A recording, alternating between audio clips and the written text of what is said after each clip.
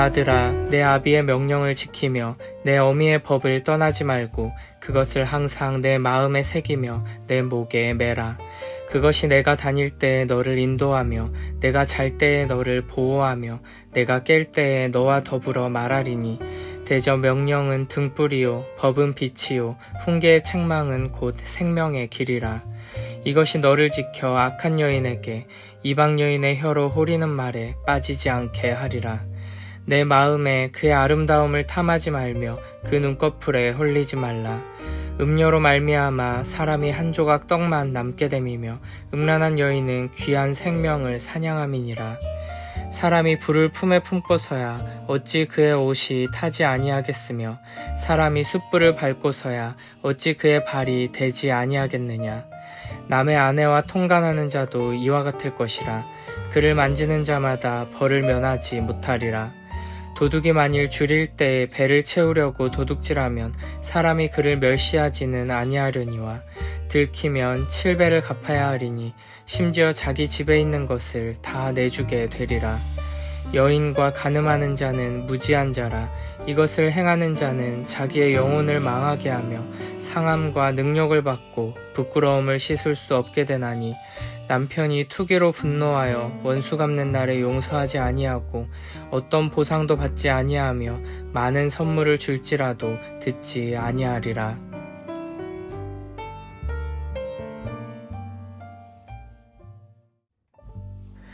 20절에서는 다시 내 아들아 라고 부르면서 내 아비의 명령을 지키며 내 어미의 법을 떠나지 말라고 명령합니다.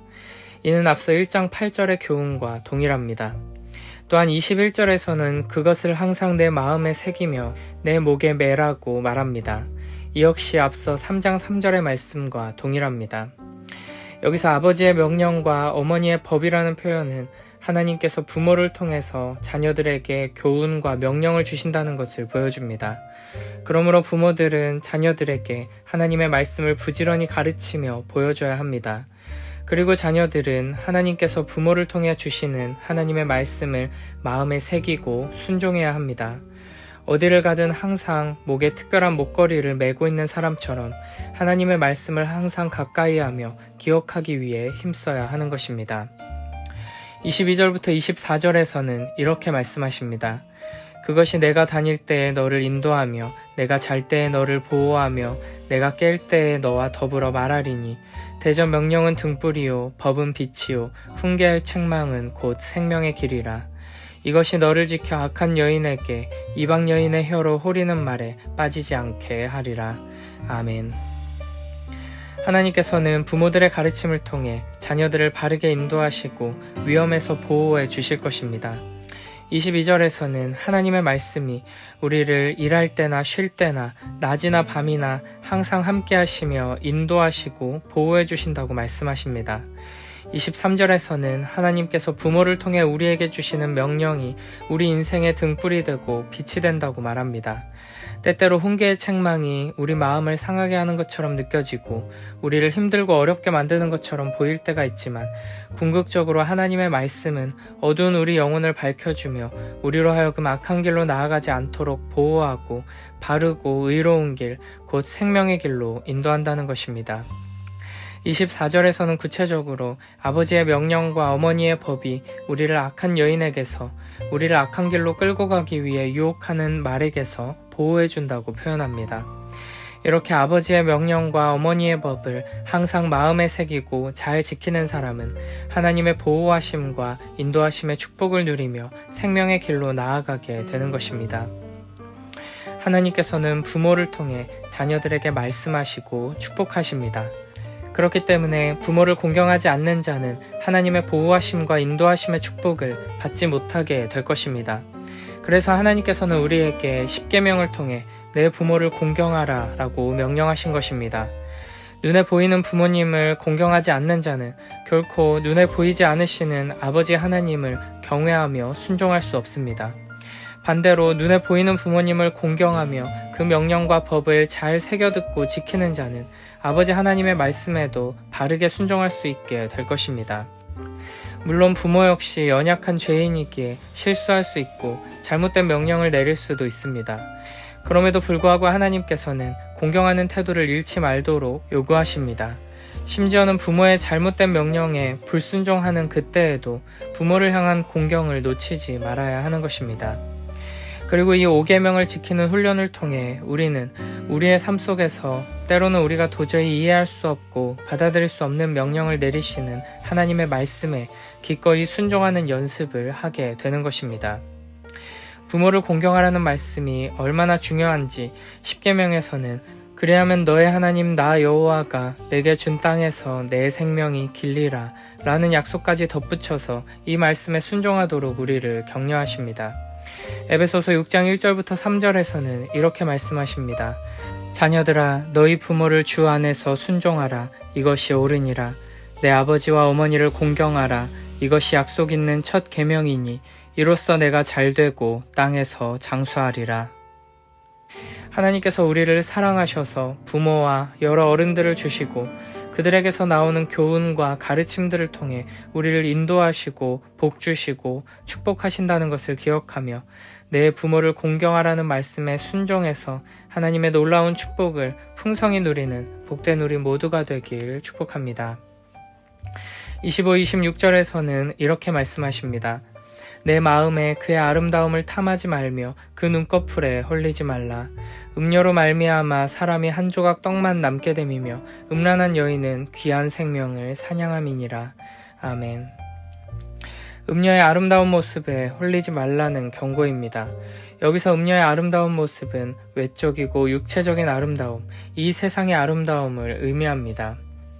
에덴 동산에서 금지되었던 선악과가 보암직하고 먹음직했지만 결국 끔찍한 결과를 불러왔던 것처럼 하나님께서 정하신 결혼의 울타리를 넘어가는 모든 간음의 관계는 수치와 파괴 그리고 죽음을 불러올 뿐입니다. 물론 사람의 육체적인 아름다움을 보면서 인정하는 것 자체는 악한 일이 아닙니다. 그러나 그 아름다움을 탐하는 것, 내 것으로 소유하려는 마음과 태도는 악하다는 것입니다. 세상은 아름다움의 매력을 느끼고 상대방을 간절히 원하는 것을 사랑이라고 표현합니다. 흔히들 남자들이 외적으로 아름다운 여성에게 끌려서 그 사람을 원하는 것을 사랑의 감정이라고 말하지만 사실 그것은 사랑이 아니고 상대방을 원하는 것조차 아닙니다. 엄밀히 말하면 그 여자가 아니라 여자를 도구로 한 쾌락을 원하는 것입니다. 이 시대에는 사랑이라는 용어가 너무나 오염되고 왜곡되어 있습니다. 요한일서에서는 하나님은 사랑이시라고 선언합니다.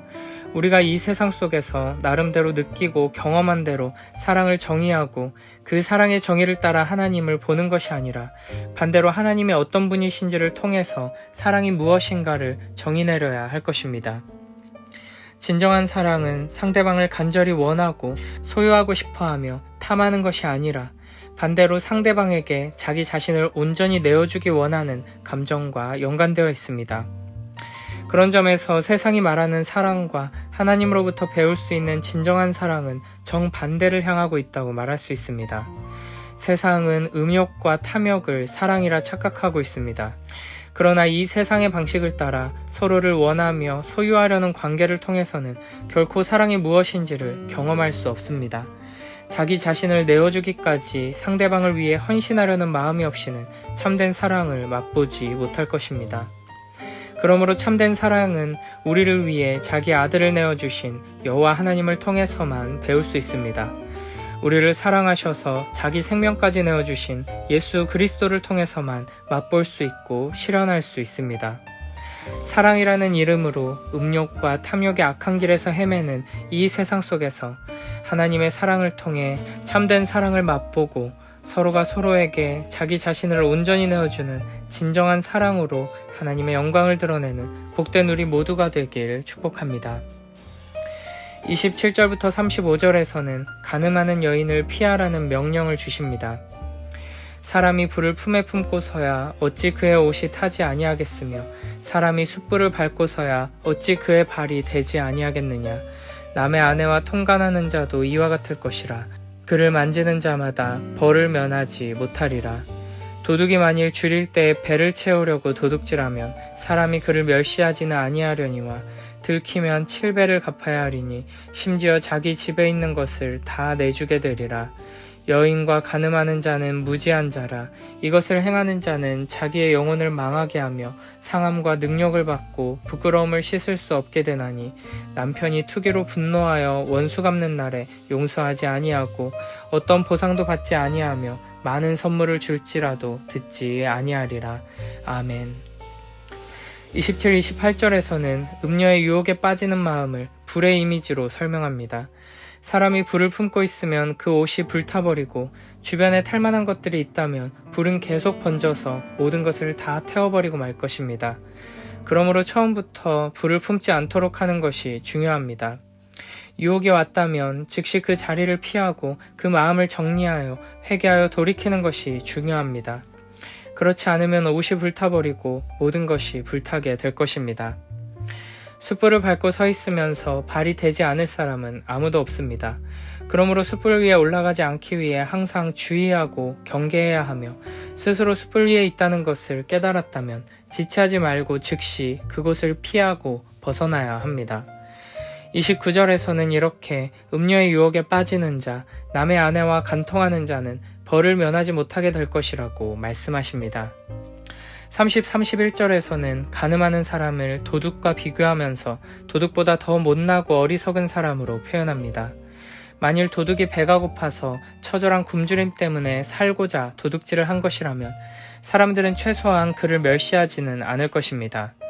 그러나 가늠한 자는 어떤 상황 속에서도 사람들의 동정과 이해를 받을 수 없습니다. 그에게는 수치와 능욕과 패망과 죽음이라는 치명적이고 끔찍한 결과만이 기다리고 있을 것입니다.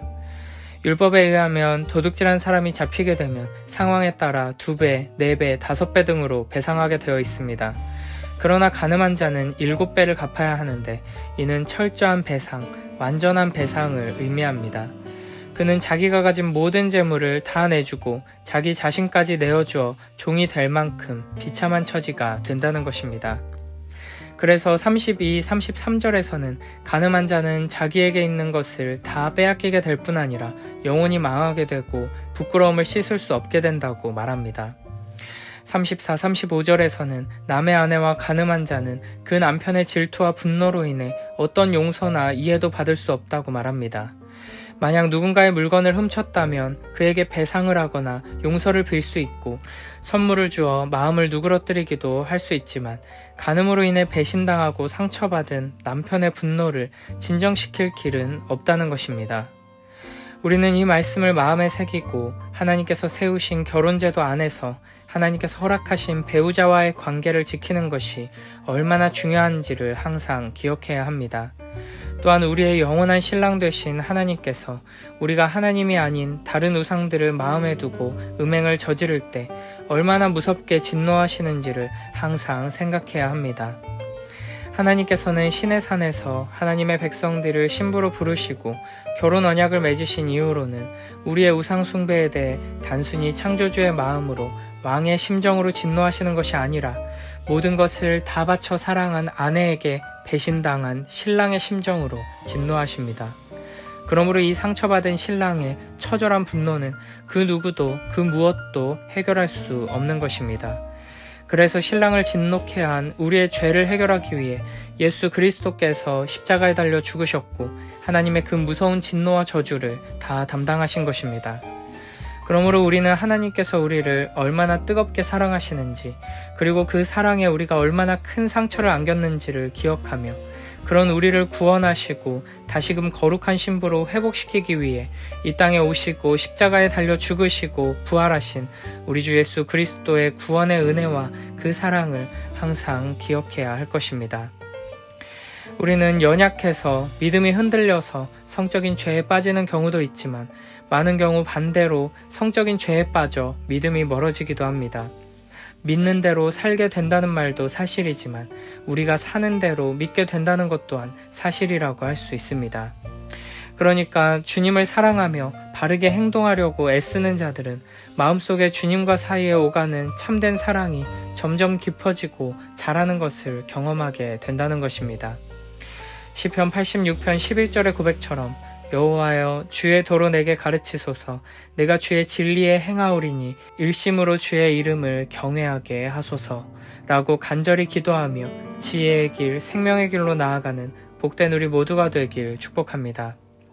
성령 하나님께서 우리 안에 역사하셔서 우리로 하여금 하나님의 말씀을 따라 순종하게 하시고 이 순종을 통해 더욱 주님을 사랑하며 믿음 안에서 자라나는 축복을 부어주시길 바랍니다.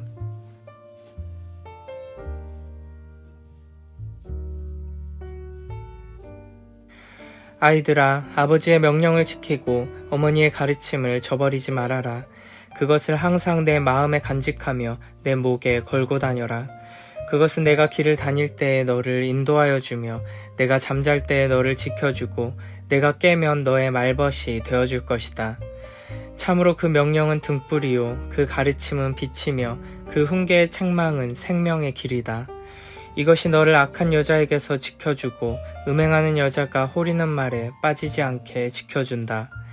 내 마음에 그런 여자의 아름다움을 탐내지 말고 그 눈짓에 홀리지도 말아라.